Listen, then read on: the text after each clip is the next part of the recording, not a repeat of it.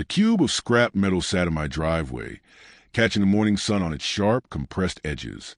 It used to be my father, his dream, his 40-year search, his legacy, a 1967 Shelby Mustang. The only thing I had left of him since he passed last year. HOA President Linda had it towed away at 3 a.m. and crushed into this 3-foot block of steel while I slept. She called it trash and laughed in my face when I confronted her. But Linda made a fatal multi-million-dollar mistake. She was so obsessed with her petty power and perfect neighborhood that she forgot to check what she was actually destroying. It all started 2 weeks ago. The car was our project.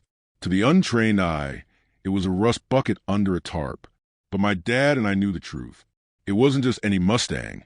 It was a rare prototype, a ghost from 1967 he had spent decades tracking down. I kept it in my driveway, slowly collecting parts for the restoration. Linda, the HOA president who measured grass with a ruler and police paint shades, hated it. She sent constant emails calling it an eyesore. I told her it was covered. It was on my property, and it wasn't hurting anyone. She just smiled that cold, empty smile. Then on a Tuesday night, she held an emergency HOA meeting, one I wasn't invited to, and passed a new, immediate removal bylaw. I woke up the next morning to an empty driveway and tire tracks gouged into my lawn. My heart stopped. I thought it was stolen. I was about to call the police when I saw the note taped neatly to my door on official HOA letterhead. Vehicle removed due to violation of Bylaw 9. Your driveway has been cleared. Tow fee, $500.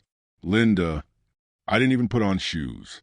I ran 3 blocks to the sterile HOA office. Linda was there, sipping coffee, looking impossibly smug. Where's my car? I demanded, breathless. She didn't look up. It's gone, Alex. I did you a favor. Now your house looks presentable.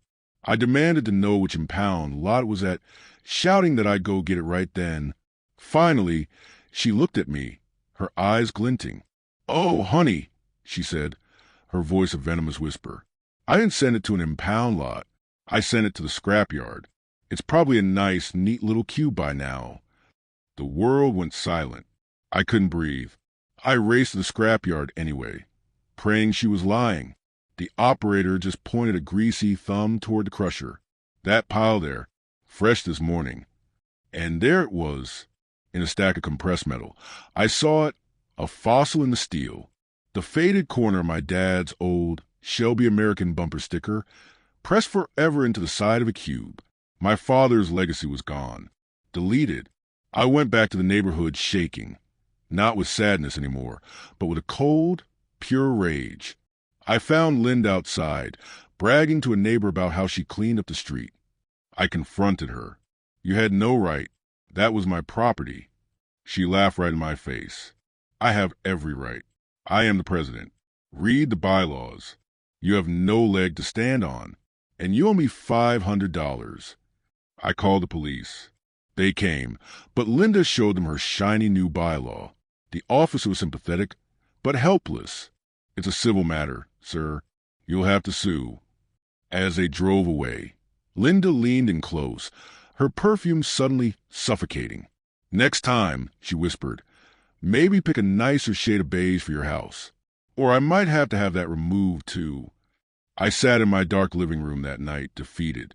But then a question cut through the grief. How? How does a tow truck materialize at 3 a.m.? How does a car get crushed before 9 a.m.? I started digging. A few hours online revealed the truth. Quick Tow LLC was owned by Linda's nephew. She was using HOA funds to pay her own family, running a scam to remove blight. This wasn't about rules. It was a racket. That discovery switched something off in me.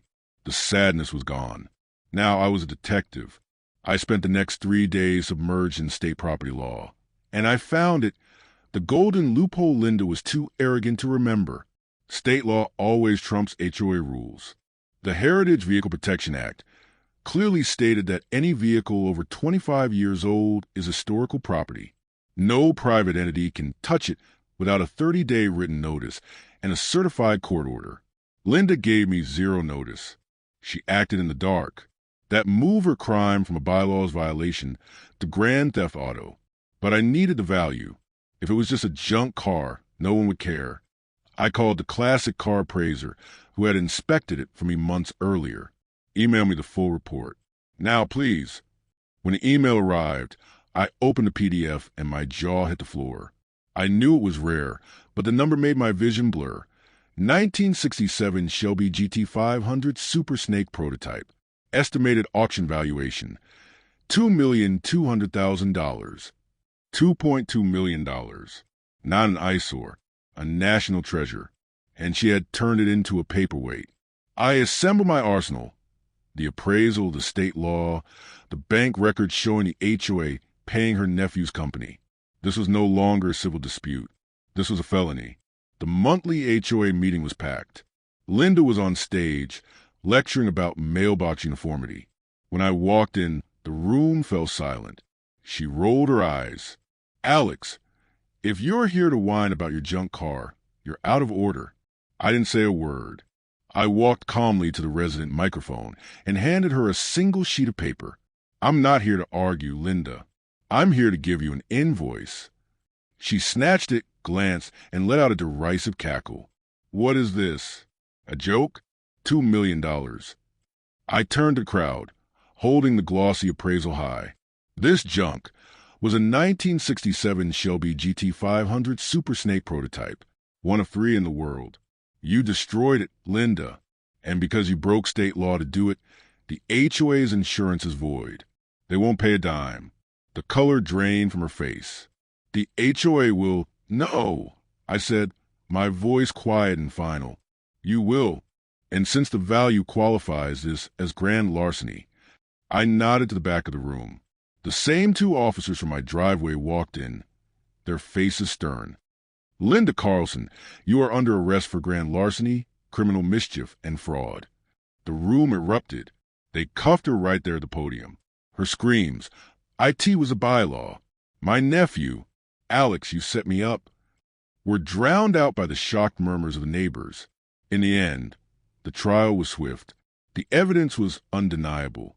Linda was convicted. She's serving 5 to 7 years. The court seized her assets, her perfectly painted house, her car, her precious pension, to pay the restitution. It doesn't bring my dad's car back, but it was enough. I used the money to start Morgan and Son Classic Restoration. My dad's name is on the door. We save the cars people like Linda call eyesores. We preserve history. Linda wanted to clean up the neighborhood, and, in a way, she finally did.